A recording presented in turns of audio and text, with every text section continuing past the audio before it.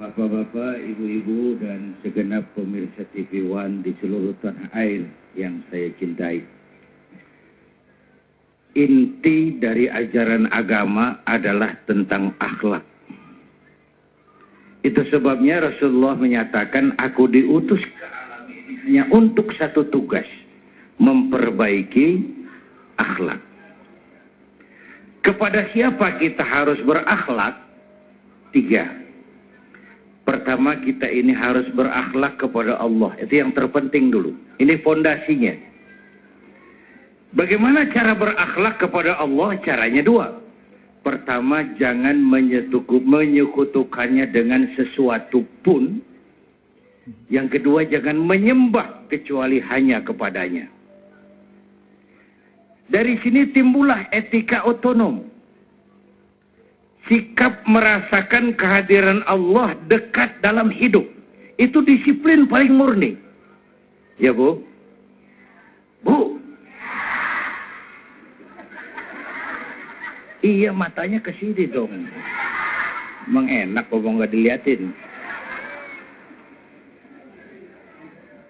So, disiplin paling tinggi dalam hidup, merasakan kehadiran Allah dekat dalam hidup. Saya sendiri, yang kedua Allah.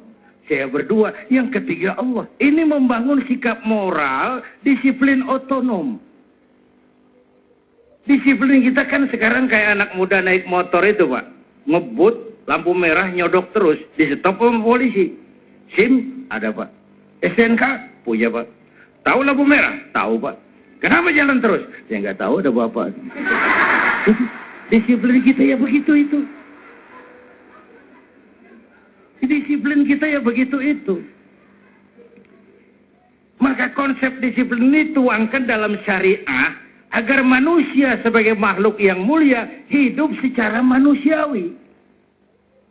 Bahwa laki-laki senang sama perempuan. Senang nggak? Normal. Kalau nggak senang saya ragu-ragu itu. Perempuan suka laki-laki normal. Islam membentuk disiplin lewat namanya syariah. Kau laki-laki suka apa perempuan? Perempuan suka sama, oke, boleh. Lewat sini loh.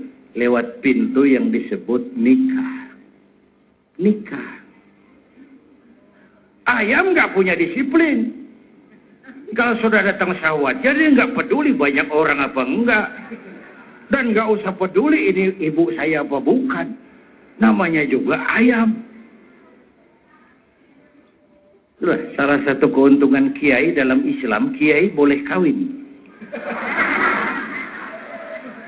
Jujur Pak, saya kalau kiai nggak boleh kawin, saya pilih berhenti jadi kiai, Pak. Rontok rambut, Pak.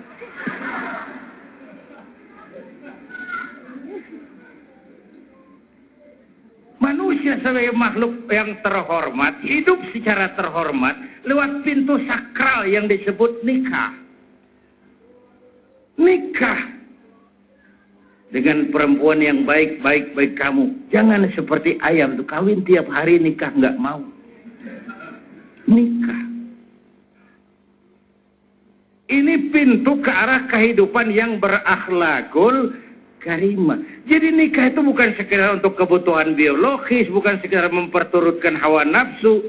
Dia pintu sakral yang mengatur disiplin manusia agar manusia secara mulia hidup dengan kemuliaan dan yang terpenting punya rasa malu. Ini kan yang tipis di negeri kita ini, budaya malu. Belum lama Pak, kurang lebih 2-3 minggu yang lalu di Jepang ada berita mengagetkan. Perdana Menteri Hatoyama mengundurkan diri. Di sana sih itu biasa, cuma buat kita itu mengagetkan. Di sana biasa. Kenapa dia mundur? Malu. Kenapa malu? Tidak bisa memenuhi janji kampanyenya. Apa? Waktu dia kampanye dia bilang, kalau saya jadi Perdana Menteri, saya akan menghapuskan pangkalan militer Okinawa dari Jepang. Dia tidak bisa penuhi janji kampanyenya, malu mengundurkan diri. Padahal saya tahu pasti Hatoyama tidak kenal ketuhanan yang Maha Esa. Hatoyama tidak tahu itu Pancasila. Tapi rasa malunya tinggi sekali. Gagal, tidak bisa memenuhi kampanye, mundur. Umumnya orang itu kalau sudah gagal memenuhi janji kampanye, pasang strategi lagi buat kampanye, maju lagi. Ini di luar negeri, Pak. Di luar negeri jauh. Bukan di sini, jauh. Di sini insya Allah sama.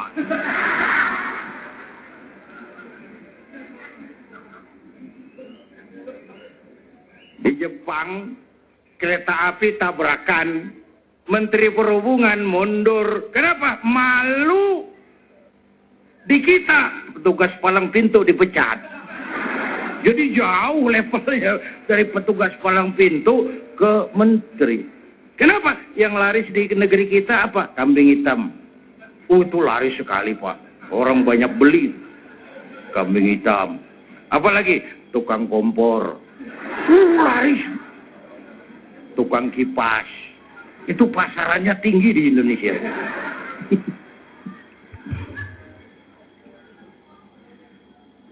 Kemelutnya dalam bidang penegakan keadilan juga begitu.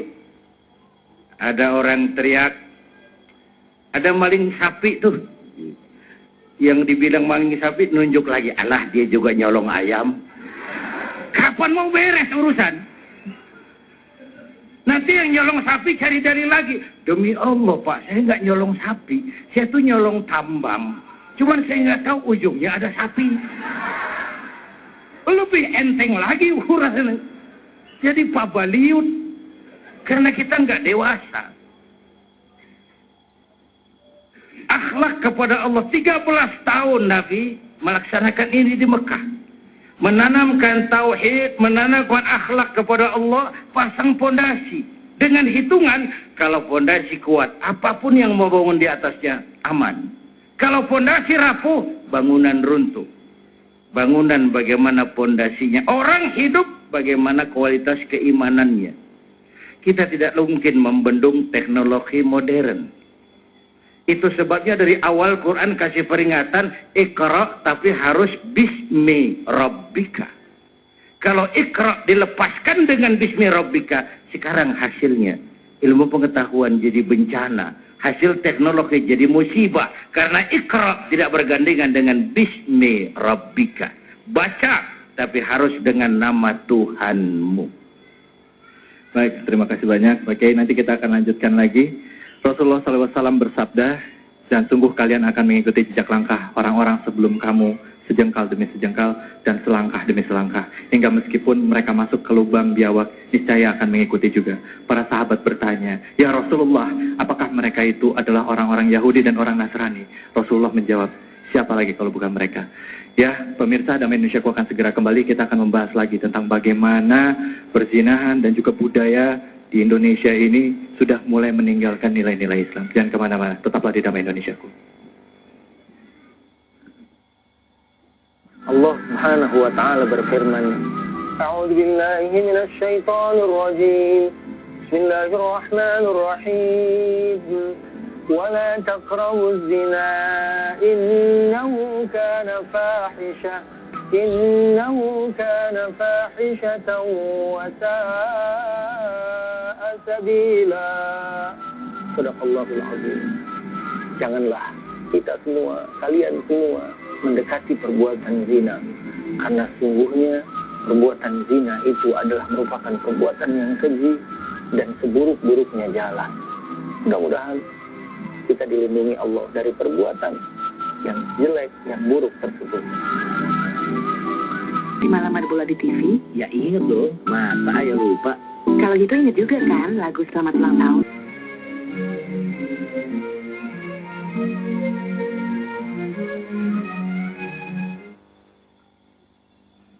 Bapak Ibu pemirsa TV One, ada sebuah hadis berisi tentang analisa ke depan. Rasul menjelaskan inna min asratis sa'ah, di antara tanda-tanda kiamat. Gak usah mikirin kiamat beneran lah, ngeri. Saya juga gak pengen nemuin. Ini kiamat yang sering kita temuin. Hancurnya sendi-sendi kehidupan sosial. Merajalelanya munkarat dan maksiat. Yang munkar menjadi ma'ruf, yang ma'ruf dianggap munkar. Yang tercela diburu orang, yang terpuji dihindari orang. Yang mestinya hina dihormati. Yang mestinya terhormat dihinakan. Terjadi penjungkiran nilai. Tuntunan jadi tontonan. Tontonan dianggap sebagai tuntunan. Inna min asratis sa'ah. Di antara tanda-tanda kondisi sosial itu. Pertama, ayyurfa'al ilmu. Ilmu diangkat oleh Allah. Banyak sesuatu sudah nggak dikerjakan ahlinya lagi. Kiai sama dukun tipis bedanya. Benar-benar. Pemburu hantu pakai sorban. Nanti kiai pakai helm. Absurd, urusan jadi samar. Siapa pakai apa, siapa mau jadi apa, nggak urusan sekarang ini. Atas nama demokrasi, atas nama kebebasan hak asasi. Banyak persoalan sudah tidak lagi dikerjakan sama ahlinya. Diangkat ilmu. Padahal saya pernah punya ungkapan, ilmu bikin hidup jadi mudah. Seni bikin hidup jadi indah. Agama bikin hidup jadi terarah. Dengan ilmu hidup jadi mudah. Abad kita sekarang kan knob life. Hidup tekan ke knob. Ya, mau tahu apa tentang klik, klik, klik, klik. Kelihatan di layar. Knob life. Hidup tekan ke knob. Sebagian besar rakyat kita masih hidup tekan perut. Ilmu bikin hidup jadi mudah. Aspek ibadahnya terasa tuh. Dulu tahun 50-an, kita orang Indonesia nih kalau pergi haji ke Mekah 6 bulan, Pak. Tahun 50-an, 6 bulan. Orang udah lupa, dia baru pulang tuh. 6 bulan. Yang ada coba kapal laut tuh, 2 minggu perjalanan. Pulang pergi 1 bulan. Mekah Madinah onta. 1 minggu itu Mekah Madinah pakai onta. Sekarang orang berhaji cukup 1 bulan. Kenapa? Ada ilmu yang bikin Boeing motong waktu 5 bulan. Ilmu bikin hidup jadi mudah. Cepot itu kalau dipegang Asep Sunandar bisa selawat badar itu. Yang megangnya sih beda tuh. Ilmu juga begitu.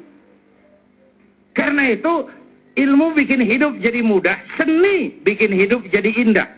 Baca Quran, ibadah dengan seni tilawah terasa keindahannya. Dakwah, ibadah dengan seni terasa sentuhannya. Dengan seni hidup jadi indah, dengan agama hidup jadi terarah. Coba kita masuk yang kedua. Apa kata Nabi tanda kiamat itu? Ilmu diangkat. Banyak hal dikerjakan orang bodoh. Yang kedua, wayafsual zina. Zina jadi pekerjaan hari-hari. Jadi pemandangan umum, dianggap biasa, tidak tabu lagi. Orang lebih menghargai selingkuh daripada poligami. Ayo ngaku. Ya walaupun saya kira dia bukan pilihan terbaik memang.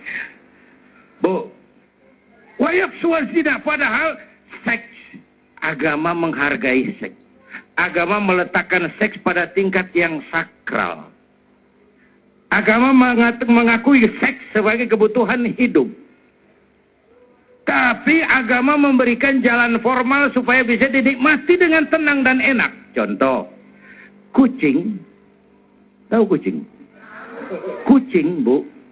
Kalau kita yang ngasih ikan, kucing makannya tenang. Tenang. Kenapa? Dia sadar nuraninya itu. Ini ikan resmi. Ya, saya nggak nyolong, ini yang punya, yang kasih. Tenang dia makan. Tapi kalau dia nyolong, coba lihat, kucing kalau makan ikan boleh nyolong, nggak tenang makannya itu. Cari kolong tempat tidur, tengok kiri, tengok kanan. Ada piring jatuh, kabur kencang. Kucing ngerti saya nyolong. Seks juga gitu. Seks juga gitu. Kalau sah, resmi, anteng. Tenang. Nggak takut diintip orang. Masa bodoh capean yang ngintip kok. Tenang menikmatinya. Ya Bu ya? Apaan?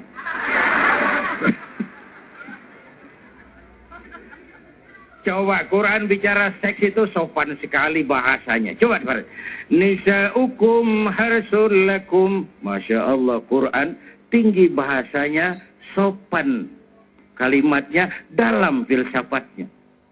Istrimu adalah sawah ladangmu. Ya Allah. Sawah.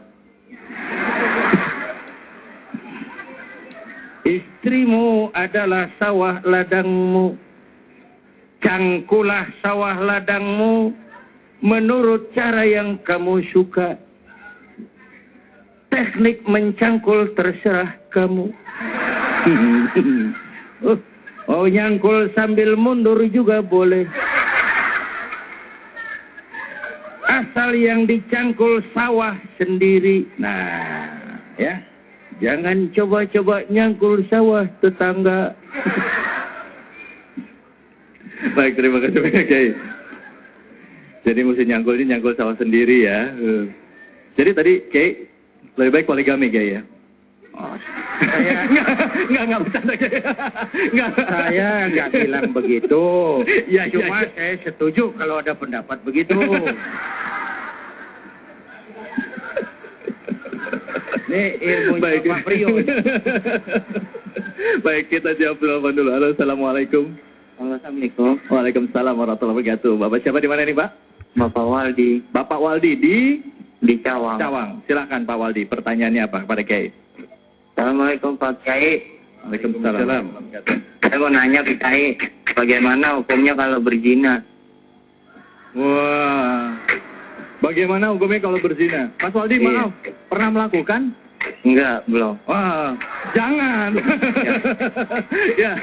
ya, baik. Ini kayaknya udah berniat nih, Kiai. Oke, Pak Waldi, terima kasih banyak. Ya. Baik. Kiai, jawaban Kiai nanti akan diberikan kepada Anda. Apa hukumnya berzina? Jangan kemana-mana, tetap di Damai Indonesiaku.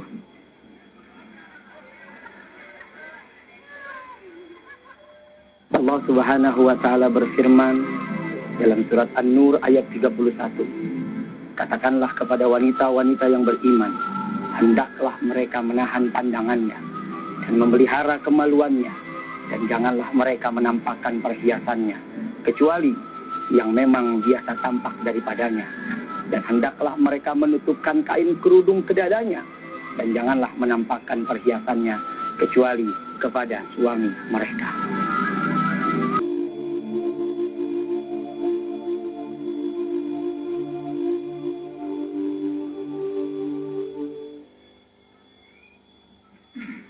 Bapak, Ibu, dan pemirsa TV One yang saya cintai. Tadi ngomong apa sih? Hah? Poligami. Zina dikerjakan terang-terangan. Tanda kiamat. Orang merasa itu lumrah saja. Lalu tanda berikutnya wa yushrabal khamru. Arak jadi minuman kebanggaan. Apalagi sekarang oplosan tuh. Udah berapa banyak yang jadi korban. Dan ini terus terang saja tidak kurang peran dari apa yang namanya media. Kita nggak bisa nyalain medianya barangkali. TV kita nggak bisa salahin. Yang megang remote.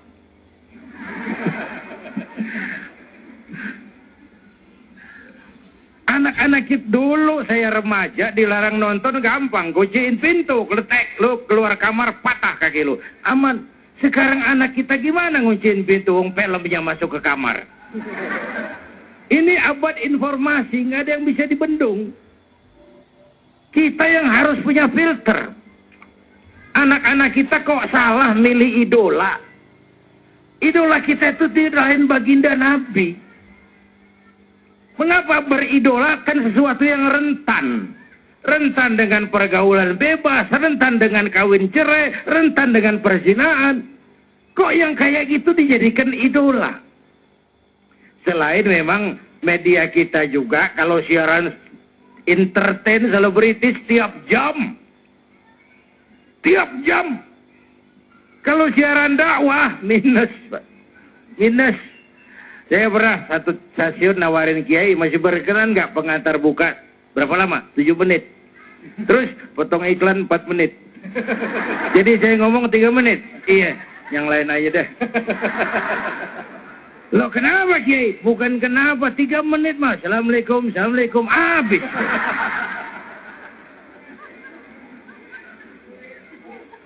Nanti yang malam ada lagi tuh 25 menit, 45 menit siaran dakwah. Formatnya dibikin murni entertain. Satu kiai kumpul sama 4 pelawak. Tenggelam kiainya. Oh pelawaknya 4. Sebutannya dikasih jam tayang penuh, sentuhan rohani Islam. 1 jam penuh, jam 3. Yang ratingnya jeblok. Jam 3 dekat subuh. Kampret yang mau nonton. Maaf, mumpung ada Pak Karni ini. Nanti kita minta pendapat beliau tentang media. Tapi kalau tentang kehidupan selebritis, Saudara lihat kan, itu cost productionnya murah, ratingnya tinggi, iklan banyak masuk, mama demen bener nonton. Lu ngaku. Jadi anak kita kalau ditanya siapa Khalid bin Walid, nggak tahu. Siapa Umar bin Abdul Aziz? Tahu. Apa sih yang kamu tahu? Katanya Anang sama Syahrini. Ya sekedar ngambil contoh aja, contoh. Sama si Anu katanya Anu. Siapa? Kata si Anu, nggak ada urus, nggak ada titiknya. Ngumpulin omongan si Anu. Anak-anak kita sering matang lebih cepat dari waktunya karena pengaruh media.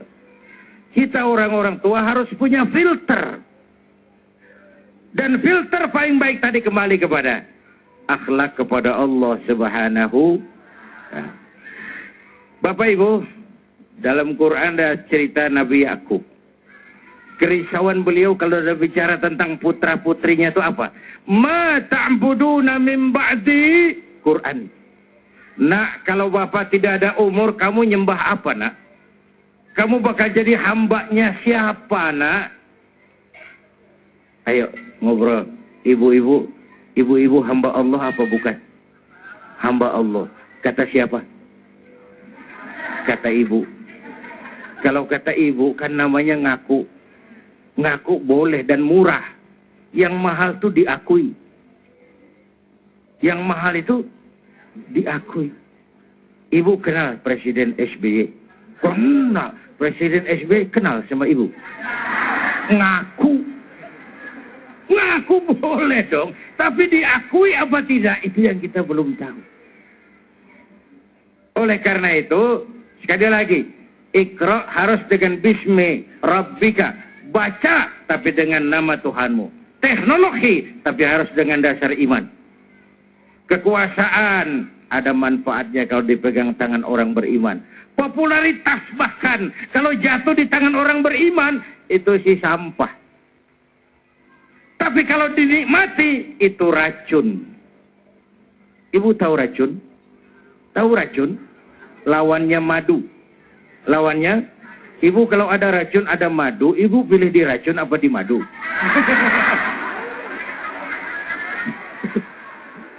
Dua-duanya racun katanya. Baik, terima kasih banyak Kiai. Masih ada satu pertanyaan yang tadi belum dijawab Kiai sebenarnya. Hukumannya untuk pezina itu apa sih Kiai? Ya, sebelum nanti kita masuk ke jeda ikan, mungkin bisa dijawab dulu Kiai tentang masalah perzinahan ini. Hukumnya apa di Islam? Iya, dalam fikih zina itu 2 macam. Ada zina muhsan dan ghairu muhsan. Zina muhsan, zina yang dikerjakan oleh orang yang sudah berkeluarga. Itu hukumannya lebih berat. Dipendam badannya separuh badan, dilempari batu sampai mati. Ada yang ghairu muhsan. belum berkeluarga, belum bersuami istri, itu dirajam, dicambuk sebanyak 100 kali punggungnya. Tapi yang lebih berat saya mau sampaikan bukan itu, sanksi sosial, Pak. Sanksi sosial. Masyarakat itu punya hukum yang tidak tertulis, tapi kekuatannya lebih dahsyat dari hukum tertulis. Itu yang luar biasa. Sama juga kalau suami ibu korupsi, ibu ke pasar, pedagang pada bisik, bininya koruptor. Ini hukum sosial. Anak kita pergi sekolah, anaknya koruptor. Ini hukum sosial, lebih berat daripada hukum. Dan saya tidak suka membagi-bagi dosa, ada dosa kecil, dosa gede.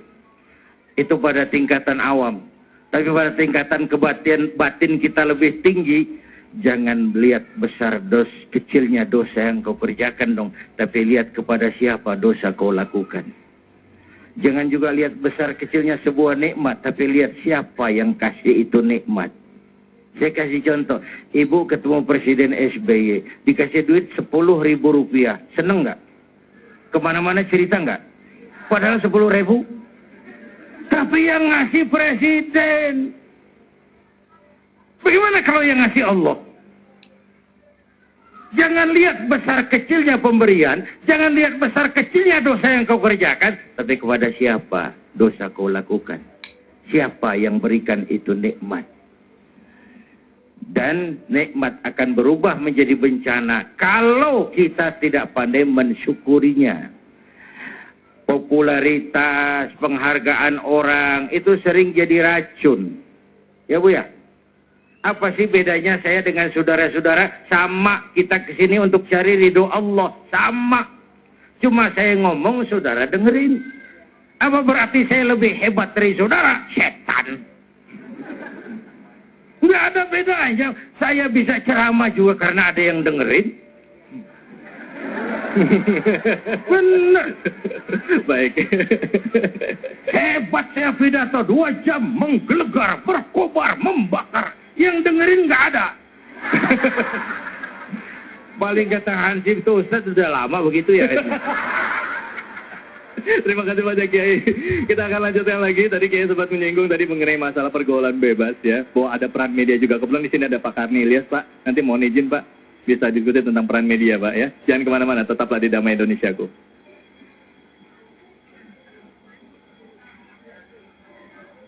Allah Subhanahu wa taala berfirman dalam surah An-Nur ayat 4. Dan orang-orang yang menuduh wanita yang baik-baik berbuat zina dan mereka tidak mendatangkan 4 orang saksi, maka deralah mereka yang menuduh itu 80 kali derah.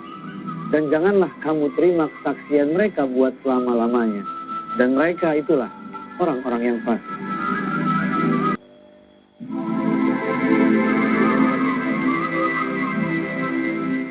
Raisya Ali Said mungkin menjadi salah satu korban penculikan yang paling menyita perhatian media massa.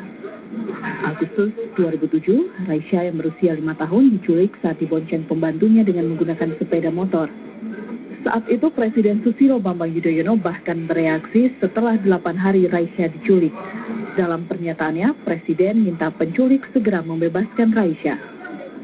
Siapapun yang membawa Raisya untuk melakukan sesuatu yang terbaik, saya ketuk hatinya agar dalam waktu yang tidak terlalu lama Raisya bisa kembali ke orang tuanya. Polisi berhasil menyergap 5 orang penculik di sebuah pom bensin dan menemukan Raisya setelah diculik selama 10 hari. Bagus Khaidiriki berusia 3 tahun, warga Mangga Besar, Jakarta Pusat, dibawa kabur tetangganya sendiri. Bagus ditemukan bersama tersangka di sebuah musola dan lagi-lagi berdasarkan laporan masyarakat. Menurut polisi, pelaku penculikan akan menjadikan korban sebagai pengamen jalanan. Bagus ditemukan setelah hilang selama 24 jam. Berdasarkan data dari Komnas Perlindungan Anak, jumlah kasus penculikan anak meningkat tiap tahunnya. Terhitung periode Januari hingga Mei 2010 saja, sudah terjadi laporan 67 kasus penculikan. Motifnya beragam, mulai dari diiming-imingi uang hingga penipuan lomba kontes bayi. Bahkan, korban penculikan terkadang dieksploitasi dan dijadikan pekerja anak. Kini hanya kewaspadaan orang tua yang bisa menjamin keselamatan anak, termasuk meningkatkan kewaspadaan di tingkat lingkungan sekolah dan bermain agar penculikan anak tidak lagi kembali terjadi. Ya, pemirsa Damai Indonesiaku dimanapun saja Anda berada, apa tadi yang kita saksikan ada sebuah peristiwa yang terjadi di negara kita tercinta ini, ramai atau marak tentang penculikan anak. Bahkan ada isu dikatakan bahwa anak ini diculik dan organnya itu dijual. Nah, sebenarnya masih ada kaitan juga dengan apa yang kita bicarakan tentang masalah berjanji, mana peran keluarga ini begitu penting. Di mana peran orang tua dalam mendidik anak, mengawasi anak begitu penting. Tapi kadangkala kita sering bingung gitu. Kita sudah mendidik anak kita, memasukkan anak kita dalam sekolah yang mungkin muatan agamanya sudah terjamin. Kita di rumah juga sudah mendidik anak kita untuk sholat, kadang-kala kita berkomunikasi sama anak kita. Tapi kenapa kok masih ada aja kecolongan? Masih ada aja anak-anak kita yang mungkin ya mereka terjerumus melakukan pergaulan bebas ataupun melakukan misalnya coba narkoba dan lain sebagainya. Kiai, kenapa hal ini bisa terjadi, Kiai? Silakan, Kiai. Bapak Ibu dan pemirsa TV One yang saya hormati, memang banyak gejala sosial yang membuat kita risau. Perzinahan, pemabukan, perjudian, penculikan, itu semua melantunkan sebuah pertanyaan yang ringkih. Kemana moral kita sebagai bangsa? Sedang menuju kemana kita? Dan akan sampai kemana kalau seperti ini fenomenanya? Karena itu memang benteng paling utama lagi-lagi adalah rumah tangga. Dan peran utama di rumah tangga sebenarnya suami istri, tapi ibu lebih banyak berperan. Islam mengangkat perempuan sebagai tiang negara karena fungsi ini. Ibu kenal Siti Aminah? Tahu ya? Iya, kenal di mana kenalannya. Itu ibunda baginda Rasul. Aminah, perempuan yang memberikan rasa aman, kedamaian, pengayoman. Kenapa? Ia melahirkan anak pertama tanpa didampingi suami. Suaminya wafat. Sedih hatinya, remuk perasaannya, tapi tegar jiwanya. Dilahirkannya bayi bernama Muhammad dalam tradisi zaman jahiliyah. Jahiliyah itu jahiliyah kompleks. Mabuk, judi, zina terjadi. Dilahirkan anak pertama tanpa didampingi suami. Diasuhnya penuh kasih sayang. Di antaranya jadi orang besar dan dibesarkan Allah. Perempuan. Ibu kenal Mahatma Gandhi? Tahu. Bagus anak-anak. Gandhi itu kecilnya yatim, kurus kayak anak cacingan. Yang tegar tuh ibunya. Gandhi sekolah, nak. Gandhi jadi orang besar, nak. Gandhi kalau perlu sekolah ke Inggris, biar Inggris menjajah kita. Nggak salah kau sekolah ke Inggris, tapi jangan jadi Inggris, Gandhi. Jangan sentuh minuman keras. Gandhi belajar. Gandhi, Mahatma Gandhi jadi orang besar karena dorongan ibunya. James Watt. Siapa itu?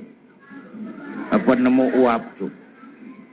Jadi besar karena dukungan ibunya. Perempuan melahirkan orang-orang besar, tiang negara. Bahkan melahirkan orang besar.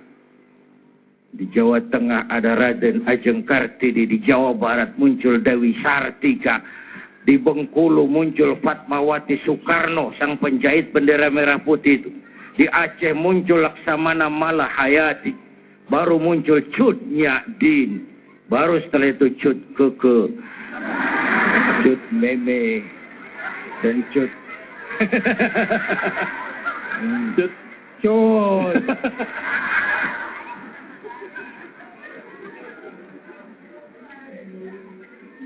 Jadi basic utamanya memang Al-Bait, Madrasatul Ula, rumah tangga sekolah yang pertama. Guru anak-anak kita, ibu bapaknya. Ini sekarang zaman kita, banyak orang bisa memberi contoh, tapi sedikit orang bisa menjadi contoh. Memberi contoh mudah, jadi contoh sulit. Banyak kita memberi contoh tapi tidak menjadi contoh. Baik, terima kasih banyak Kiai. Nah, tadi kita sudah mengambil beberapa kesimpulan penting. Banyak orang tua ya meminta anaknya untuk tapi tidak bisa memberikan contoh. Nah, saya rasa tepat sekali bicara mengenai masalah pendidikan. Kebetulan hadir di sini Ibu Haja Elia Rizwan. Assalamualaikum Ibu. Ibu, bicara mengenai pendidikan Bu. Kadangkala kita sebagai orang tua suka merasa lelah atau letih dalam konteks begini pada saat kita sudah melakukan yang terbaik, tetapi kok seperti yang saya katakan tadi masih saja kecolongan. Kira-kira kekurangannya itu di mana sih Ibu Eli? Apa yang harus kita lakukan? Ya, silakan Bu. Terima kasih. Bapak Ibu yang saya muliakan, Ustadz yang saya muliakan juga, dan para pemirsa yang saya hormati di rumah, Assalamualaikum warahmatullahi wabarakatuh. Waalaikumsalam warahmatullahi wabarakatuh. Yang pertama sekali kalau menjawab pertanyaan Mas David adalah karena kita, kalau saya boleh mau bertanya nih sama bapak-bapak, boleh nggak saya berdiri? Boleh, silakan Bu. Silakan. Nanya apa Bu? Bapak-bapak yang berada dalam ruangan ini yang saya hormati, ada nggak di antara bapak-bapak yang dulu sekolah untuk menjadi ayah? Ibu-ibu sayang yang di sini, yang di rumah maupun yang di bawah, ada nggak yang dulu sekolah untuk menjadi emak, menjadi ibu? Itu. Pertamanya itu permasalahannya adalah karena kita nggak sekolah jadi orang tua, kita sekolah untuk menjadi ahli dalam bidang kita masing-masing. Ya. Sekarang ini ada revolusi teknologi. Ya. Anak bisa berselancar di dunia mayanya hanya dengan satu buku jarinya, Rp1.000 sehari. Tapi tidak terjadi revolusi pengasuhan menghadapi revolusi teknologi. Sekarang Bapak Ibu pasti semuanya punya handphone, iya kan? Ngasih handphone juga sama anaknya, betul? Oke, sekarang siapa yang bisa kirim bukan SMS tapi MMS? Kan? Nah, jadi inilah kecolongan besar kita karena kita gagap teknologi. Seandainya saya lemparkan ini kepada ibu kira-kira akan gimana? Ibu tangkap. Ibu, ya, itu. Ibu akan siap menangkap bola saya. Ya, itu disebut bahasa Sundanya antisipasi. Ya, tetapi kita yang datang badai teknologi, kita nggak punya antisipasi sama sekali terhadap itu. Kecolongannya di situ, kita kasih perangkat teknologi ke tangan anak kita tidak bisa menggunakannya. Ya, dulu Mas Khalid dibilang kira-kira 2-3 minggu yang lalu, ya para ahli pakar teknologi masih bilang bahwa anak-anak kita itu penghuni asli dunia gadget, the native gadget bahasa Jawanya. Sekarang kita imigran gadget, kita orang pendatang ke dunia gadget itu. Sekarang yang terjadi 3 minggu yang lalu, para ahli digital dunia berkumpul di Amerika, mereka bilang anak-anak kita sekarang the right now generation, generasi sekarang juga. Untuk menjadi orang tua, the native gadget saja kita kelimpungan. Kita kasih perangkat ke tangannya, kita tidak bisa menggunakannya. Konon lagi menjadi orang tua generasi sekarang juga. Dia download dengan gampang, unduh dengan gampang semua gambar yang tadi Ustadz sudah bahas. Dalam hitungan detik, satu buku jarinya masuk. Gitu. Ya. Dan kepanasan. Kalau kepanasan aja, para ibu dan bapak yang saya muliakan, nggak apa-apa. Tapi itu, kalau gempa punya potensi tsunami, pornografi punya potensi merusak otak 2 kali lipat dari narkoba. Sudah? Jadi sekarang gitu loh, kalau menjawab pertanyaan tadi, di mana bolongnya? Karena kita terlalu lama abai, terlalu lugu, terlalu, kalau zaman dulu Ustadz pasti hafal nih. Saya kan hampir seumuran tuan saya. Si situasi aman terkendali. Bapak merasa, ibu merasa memberikan perangkat kepada anak, situasi aman terkendali. Enggak, anak kita right now generasi sekarang juga. Dia dapatnya sekarang juga, begitu ada razia dia hapus sekarang juga. Enggak ketemu. Ya, baik, terima kasih banyak. Jadi kesimpulannya bahwa kita sebagai orang tua jangan kalah sama anak-anak ya Bu ya. Juga harus tahu pada saat kita memberikan alat atau gadget kepada anak, kita juga mesti tahu selami dunia anak. Apa yang terjadi pada anak kita selami dunia anak, sehingga kita bisa mudah mengawasinya. Jangan hanya sekedar begitu saja. Dan juga dengan benteng agama. Begitu Pak Kiai ya, seperti tadi Pak Kiai sampaikan. Ya, baik. Sebelum kita tutup segmen ini, saya mau bertanya dulu. Ibu-ibu di sini ada yang mau kira-kira melontarkan pertanyaan kepada Pak Kiai? Silakan. Ya.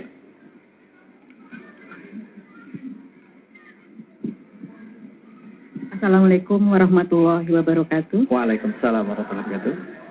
Nama saya Nana. Kebetulan tadi Ibu Eli juga barusan membahas mengenai kemajuan teknologi ini ya.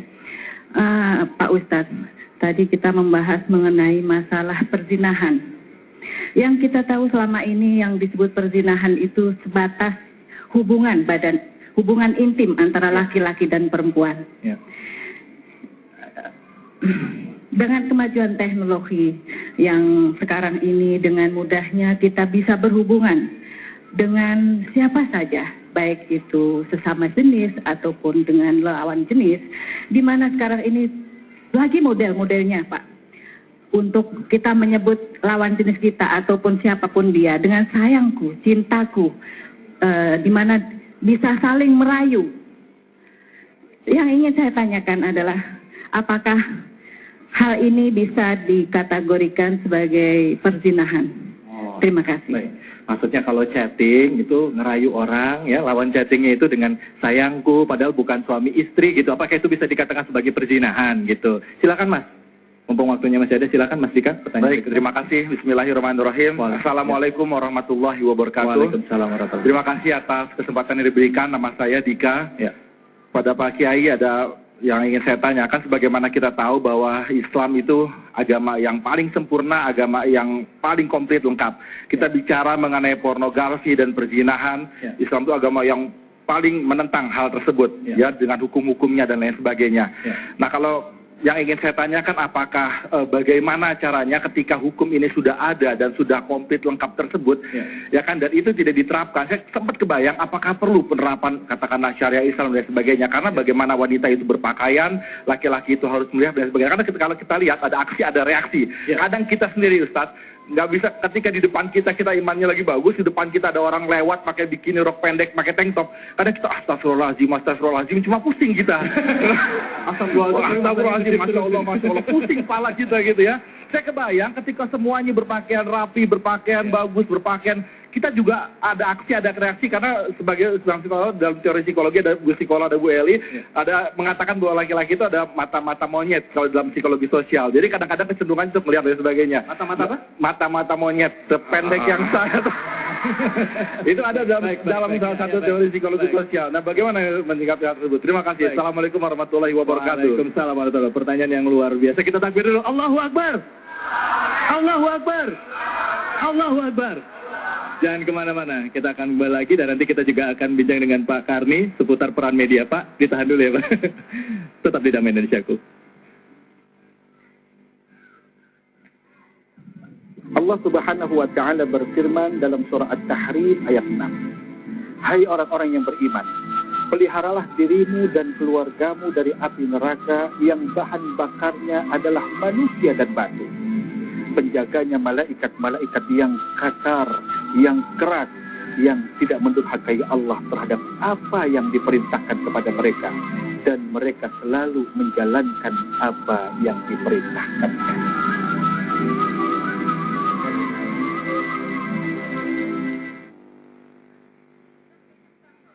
Bapak, Ibu, dan pemirsa TV One, saya masuk kepada pertanyaan pertama Ibu Nana ya. Ibu Nana. Apa tadi chatting? Ya, kalau misalnya chatting, bilang sayang itu termasuk perzinahan nggak terhadap lawan jenis yang bukan suami? Ya. Pertama, larangan Quran itu la taqrabuz zina. Jangan dekati perbuatan zina. dalam hal ini ada dua hal. Pertama, zinanya itu sendiri. Yang kedua, hal-hal yang mendekatkan kepada zina.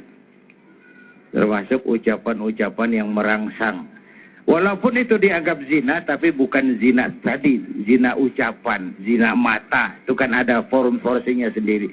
Saya malah menganjurkan, kalau mau menggunakan kata-kata mesra, pakailah di rumah tangga.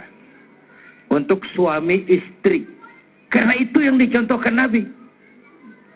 Kalau baru pacaran ya rentan. Memang pacaran itu, cinta itu kan semua indah. Indah.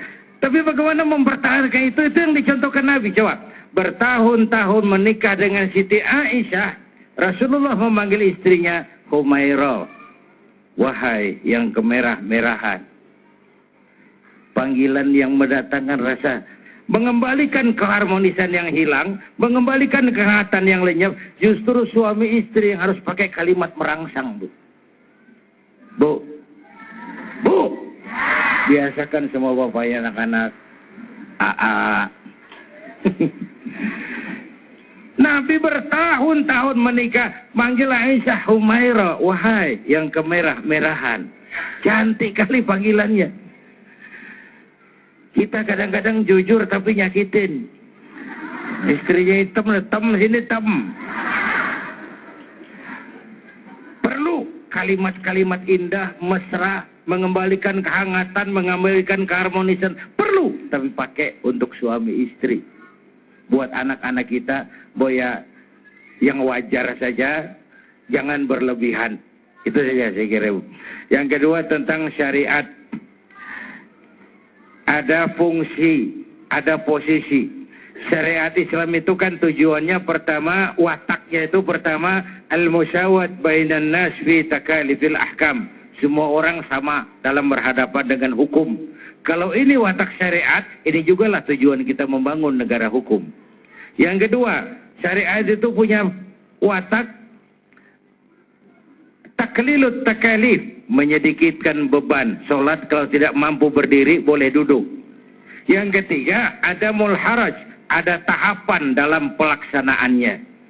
Karena itu yang tidak disukai Islam adalah sikap yang berlebihan. Cintailah sesuatu sekedarnya. Bencilah sesuatu sekedarnya.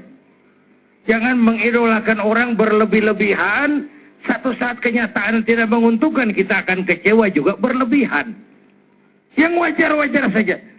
Cintailah yang kau cintai sekadarnya, karena boleh jadi besok dia kau senangi. Bencilah yang kau benci sekadar saja, karena boleh jadi besok dia kau sukai. Sederhana dalam bersikap. Sebuah episode di zaman Nabi Isa, ada orang menarik-narik perempuan, minta dijatuhi hukuman karena dia berzina. Nabi Isa diam saja. Ya Isa, tegakkan hukum, rajam dia. Diam saja Nabi Isa. Akhirnya masyarakat marah. Setelah masyarakat marah, Nabi Isa bilang begini saja. Siapa yang diantara kamu merasa tidak punya dosa, silakan hukum ini perempuan. Akhirnya majelis bubar. Ini sebuah potret, jangan berlebihan. Kita ini kalau melihat orang salah kan rasanya kita suci benar. Ya, padahal kita mungkin enggaknya bukan enggak zina, tapi enggak ketahuan gitu.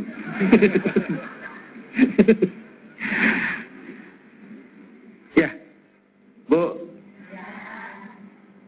Yang salah kita perbaiki, yang belum tahu kita beri penjelasan. Dan tetap basicnya harus kepada nilai moral. Satu hari, ini kasus kesalahan. Rasul sedang kumpul di masjid bersama sahabat. Nggak usah bayangkan masjid kita lah. Di masjid zaman Rasul, tiangnya batang kurma, batasnya pelepah kurma dilengkung-lengkung. Sedang ngobrol dengan beberapa sahabat, Ja'al Arabul Badiyah. Datang orang Arab kampung. Nggak ngerti akhlak masjid, masuk aja jelonong, nggak pakai assalamualaikum, cari pojokan masjid, kencing. Sahabat gergetan, Umar cabut pedang, mau dipedas. Kata Nabi, da'hu ya Umar, biar dia selesaikan kencingnya, biar Umar, biar. Duduk Umar, selesai kencing dipanggil sama Nabi Arab ini. Sini, Mas. Arab dari Jawa. Saya dengerin aja, kenapa sih? Ini masjid, tempat suci, nggak boleh kencing di sini, Mas. Loh, kalau niki boten ngertos ya Rasul. Ya nggak apa-apa, kalau nggak ngerti besok jangan diulangi ya. Nggih Rasul, matur nuwun sangat loh iki. Merasa diselamati. Umar, saya ya Rasul, coba ambil air, cari ember, siramin. Kata Umar, brengsek lu. Yang kencing gue yang nyiramin. Tapi saya lihat dua sisi di sini dari watak syariat Nabi. Pertama, ini orang nggak tahu. Yang nggak tahu kasih tahu. Caranya baik-baiklah. Orang belum tahu. Lain kalau orang sudah tahu. Ya. Mungkin juga.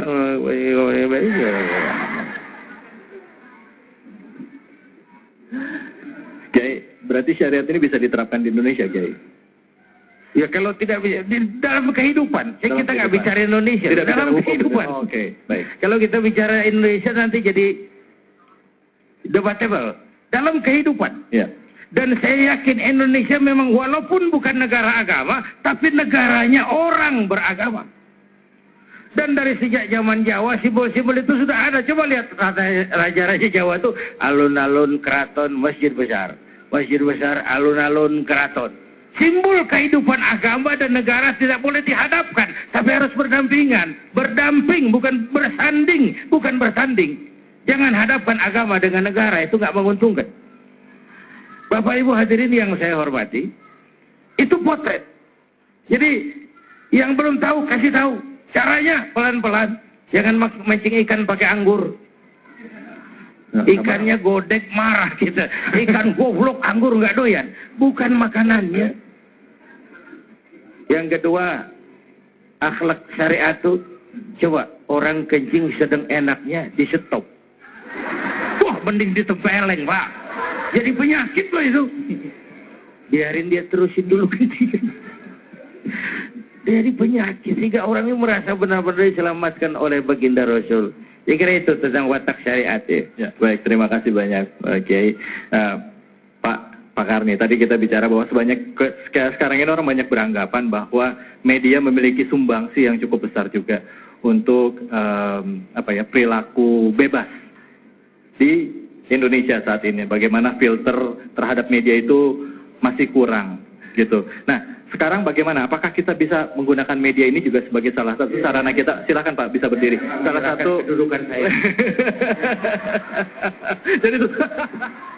Silakan Pak Kardi, silakan Pak Kardi. Ya, ini kayaknya Pak Ustadz kita Buya Zainuddin udah capek duduk, jadi pengen diri. Ada alasan dia untuk berdiri. Beliau ini sahabat lama saya, ya. Pak Ustadz, hadirin hadirat, pemirsa di rumah.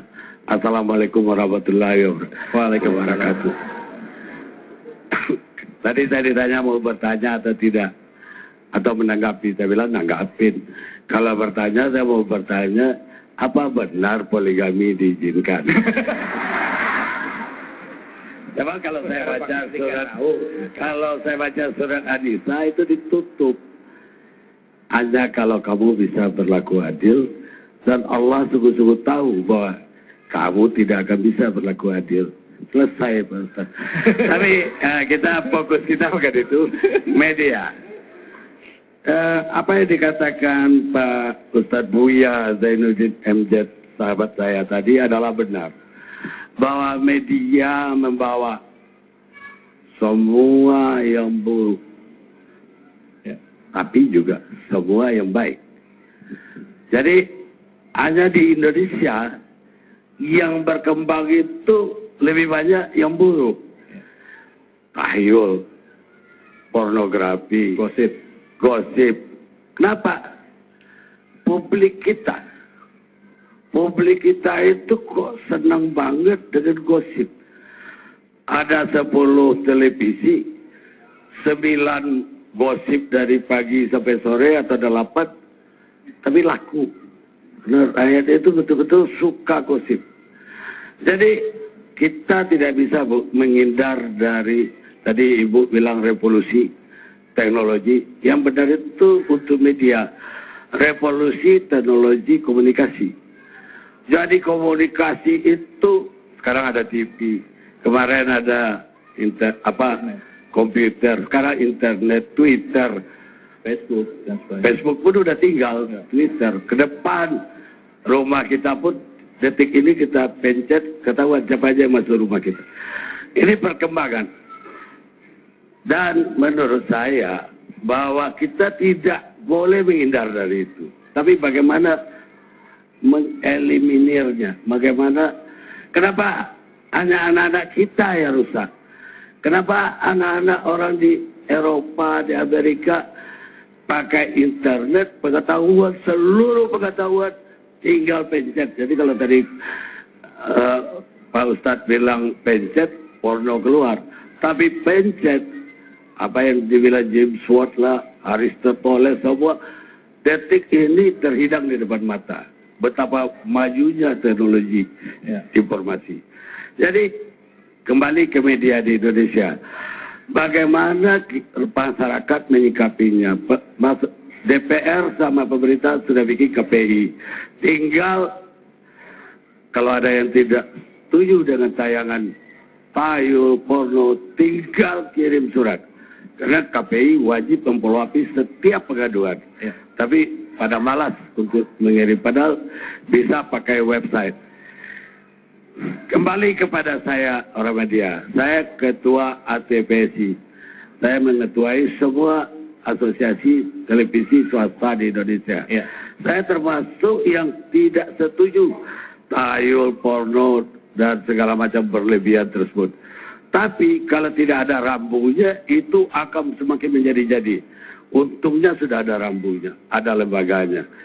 Dan saya sendiri, kalau Pak Zainuddin Amjad hari ini bisa dilihat seluruh rakyat Indonesia. Saya 2 tahun lalu membangun TV One. Dari sebuah TV yang sangat dihujat. TV yang paling porno itu namanya La TV. Ada layar tancap, ada kisah tengah malam, ada Smackdown yang kekerasan pun di situ. Ibu-ibu bisa lihat sekarang, walaupun mungkin tidak saya enak nonton entertainment, tapi kami ngasihkan komunikasi, termasuk Damai Indonesia. Saya kira TV yang punya, alhamdulillah, kita takbir, Allahu Akbar. Yang punya dakwah 1 jam, alhamdulillah, adalah TV One. Terima kasih. Dan mudah-mudahan ini bisa lebih mencerahkan dan menandingi yang tadi. Jadi kita menyikapi revolusi itu, bukan menyetop revolusi. Terima kasih. Wassalamualaikum warahmatullahi wabarakatuh. Waalaikumsalam warahmatullahi wabarakatuh. Pak Karni, sebenarnya masih ada satu pertanyaan lagi Pak Karni. Mohon jawab. Apakah bisa Pak Karni porsi dakwah ini dibanyakin diperbanyak di stasiun-stasiun TV swasta gitu? Silakan Pak Karni. Mohon. Ya, kalau boleh saya TV swasta yang lain, itu tergantung direksinya. Kalau TV One, Pak? Kalau TV One, tergantung kita kalau semakin memang banyak yang menginginkan, pasti kita kasih. Bagaimana Ibu menginginkan semuanya, Bu? Insya Allah. Tidak hanya ibu-ibu yang di sini, tapi pemirsa seluruh. Baik, terima kasih banyak Pak Karni. Alhamdulillah Rabbil Alamin. Terima kasih banyak Pak Karni. Jadi kembali lagi memang peran dari orang-orang yang mengelola pertelevisian inilah yang mereka harus juga bisa mensortir dan memberikan informasi-informasi yang bermanfaat, diperbanyak informasi yang bermanfaat untuk para pemirsa kita, khususnya pemirsa yang ada di Indonesia. Jangan kemana-mana, Damai Indonesiaku akan segera kembali.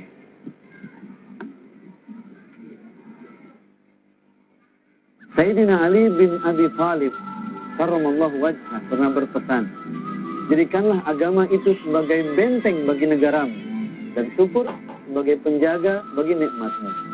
Maka setiap negara yang dibingkai oleh nilai-nilai agama tidak akan pernah terkalahkan. Dan setiap nikmat yang dijaga oleh rasa syukur tidak akan pernah hilang.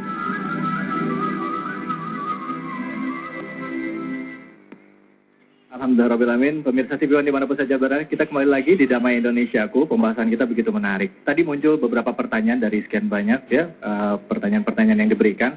Di antaranya adalah, bagaimana Ibu, apa yang harus saya lakukan seandainya anak saya sudah terlanjur menyaksikan tayangan yang bersifat pornografi tersebut? Tadi Ibu mengatakan bahwa otak itu kan bisa rusak ya Ibu ya, potensinya 2 kali lipat kerusakan otak. Nah, apa yang bisa kita lakukan Ibu? Bismillahirrahmanirrahim. Jadi pertama sekali Bapak Ibu harus memastikan apakah benar anak kita sudah melihat apa belum, dengan cara menanyakan kepada mereka tentang orang lain dulu, tentang temannya. Sekarang anak-anak ya pada suka ngelihat ini gitu. Nanti dia akan bercerita temannya dan nggak sengaja dia akan mengatakan tentang dirinya. Yang kedua, kalau tarik napas panjang 3 kali, lepaskan pelan-pelan, jangan panik. Itu dulu, relax ya. Yang ketiga, baru tanya sama mereka. Jadi bagaimana perasaanmu? Bukan apa yang kau pikirkan. Kebanyakan anak-anak kita juga nggak pakai pikir dulu, perasaan dulu. Jadi tanya apa perasaannya. Apa yang kau rasakan. Keempat, baru tanya pada dia, menurutmu benar nggak nak kita sebagai muslim atau muslimah lihat hal-hal yang seperti itu? Tunggu dia menjawab. Bapak Ibu, ini penting sekali untuk tidak menasihati pada saat anak emosinya sedang bermasalah. Ya, pergunakanlah bagaimana, mungkin udah sering Ustadz menjelaskan bagaimana menggunakan cara berkomunikasi Nabi Allah Ibrahim ketika beliau akan menyembelih Nabi Ismail. Ya Ismail, aku akan ayah bermimpi menyembelih engkau, bagaimana pendapatmu? Kata-kata meminta pertanyaan atau pendapat anak itu jauh lebih baik daripada menasihati, karena kalau kita menasihati, suara itu di luar kepala. Itu yang penting kita mengingat. Tidak membangun kesadaran diri. Tapi kalau kita tanya bagaimana pendapatmu, suara di dalam kepala. Jadi sebetulnya lengkap sekali sudah Islam ini, Bapak Ibu, kalau kita kembali. Terus kemudian yang berikutnya, baru kita arahkan, kalau yang kurang kita tambahi, yang lebih kita kurang, yang bengkok kita luruskan. Nah, terakhir, Bapak Ibu, ada 4 hal yang penting yang perlu kita perhatikan. 1, hadirkan Allah dalam diri anak. Ada atau tidak ada kita, ya Allah ada. Kedua, kalau memberikan perangkat dengan alasan, karena hasil riset menunjukkan kita nggak pakai alasan kasih perangkat kepada anak. Ketiga, dengan persyaratan, dengan peraturan, ya bahwa mama berikan ini nak, tahan pandanganmu, jaga kemaluanmu. Ini kita mungkin lupa mengatakan itu kepada anak-anak kita. Anak kita menyaksikan apa saja tanpa menahannya, menahan pandangannya. Ya, baik. Terima kasih banyak, Ibu. Saya yakin begitu banyak yang ingin disampaikan, tapi karena waktunya sangat terbatas. Tapi biar bagaimana, terima kasih banyak Ibu atas ilmunya. Mudah-mudahan bermanfaat untuk kita semua. Silakan Ibu bisa kembali duduk lagi. Ya, Pak Kiai, mungkin kira-kira Pak Kiai, apa yang bisa kita simpulkan Pak Kiai dari tema kita? Kita tadi menanyakan ada apa dengan moral bangsa. Apa kesimpulan kita pada sore hari ini Pak Kiai? Silakan Kiai.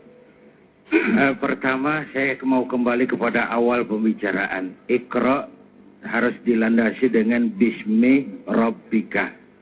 Ilmu dan teknologi harus didasari dengan keimanan. Benar kita diperintah untuk Iqra, untuk tahu banyak hal. Tapi sebelum itu harus landasannya adalah Bismi Rabbika, dengan nama Tuhanmu. 1. Yang kedua, nilai disiplin tertinggi adalah iman. Merasakan kehadiran Allah dekat dalam hidup. Menjadi hamba Allah yang utuh. Kita perlu Allah. Dan ada keyakinan bahwa hidup dalam syariat Allah itu hidup mulia dan terhormat. Sebagaimana sudah kita bicarakan tentang bagaimana Islam menyikapi seks, bagaimana Islam menyikapi sikap laki-laki dan perempuan. Tidak ada jalan yang ditutup, tapi diberikan jalan terhormat sesuai dengan maksud syariat itu sendiri. Yang ketiga, pada sisi yang waktu yang bersamaan kita harus juga berakhlak kepada sesama manusia. Selain kepada Allah yang merupakan hablum minallah, berakhlak kepada sesama manusia. Bahwa ada anak bangsa yang salah jalan, yang keliru, tapi mereka bagian dari kita juga. Harus kita perbaiki secara bersama-sama. Sehingga dengan demikian kita berharap peristiwa-peristiwa itu tidak terjadi lagi di masa yang akan datang. Kita tidak boleh alergi dengan kemajuan teknologi. Bahkan itu tuntutan kehidupan agama. Agar hidup bisa kita laksanakan lebih mudah. Tetapi lagi-lagi, the man behind the gun. Kalau pisau dipegang oleh orang beriman, paling-paling jauh leher ayam. Ya, tapi kalau dipegang preman, bukan cuma leher ayam, leher temannya sendiri. digarap. Pisaunya sama, penggunaannya beda. Ketika tangan orang yang memegang juga berbeda. Begitulah harta, begitulah kekuasaan, begitulah alat-alat teknologi, tergantung dalang yang megangnya. Kekuasaan kalau dipegang tangan orang beriman jadi rahmah. Kalau dipegang orang jauh dari iman ya Fir'aun. Harta kalau jatuh ke tangan orang beriman jadi rahmah. Tapi kalau dipegang tangan orang jauh dari iman ya jadi Korun. Ilmu pengetahuan kalau jatuh ke tangan orang beriman mendekatkan diri. Tapi kalau jatuh ke tangan orang jauh dari iman menjauhkan diri. Menjauhkan diri dari Allah. Ingat lamunan Dr. Arthur Clarke tahun 2010 katanya, bentar ini nanti 2010 sudah kita lewati, benar sekarang kita sudah hidup dalam abad mechanical educator, mesin yang bisa ngajar. Sebentar lagi guru akan bangkrut, dosen gulung tikar, manusia belajar dari mesin. Tahun 2030 katanya manusia mendekati kecepatan cahaya. 2040 manusia melakukan penerbangan antar planet, interstellar flight. 2050 manusia sudah bisa melakukan climate control, ngatur musim. Bayangin kalau musim sudah diatur, umur dunia di tangan manusia. Tahun 2100 akan terjadi puncak kemajuan ilmu. Manusia tidak perlu mati.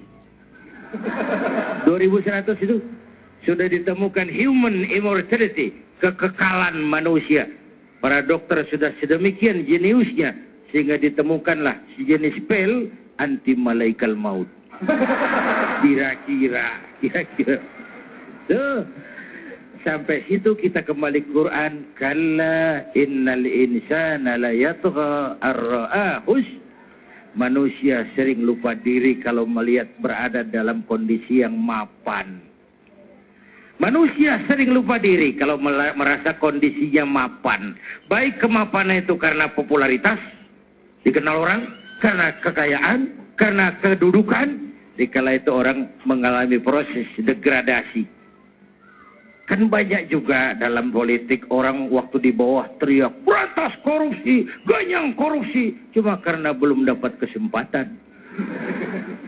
Begitu naik lebih gila dari yang diteriakin. Itu terjadi di mana saja. Terjadi di proses peluncuran nilai, proses degradasi namanya. Ya. Kehilangan idealisme awal tempat dia berangkat dulu. Dan itu Quran sudah mensinyalir kemajuan ilmu. Iqra kalau lepas dari bismi rabbika akan mengakibatkan manusia mengalami proses degradasi. Baik. Kira ini. Terima kasih banyak Pak Kiai. Kesimpulannya nanti kita akan berdoa bersama. Jangan kemana-mana, tetaplah di Damai Indonesiaku. Allah Subhanahu wa taala berfirman di dalam surah Al-Ahzab ayat 21. Bismillahirrahmanirrahim.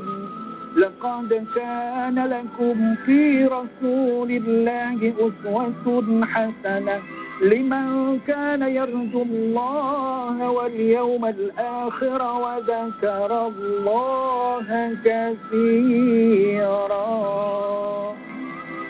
Allah Subhanahu wa taala berfirman, sesungguhnya telah ada pada diri Rasulullah suri tauladan yang baik bagi orang-orang yang mengharap rahmat Allah dan kedatangan hari akhir dan mereka senantiasa mengingat Allah.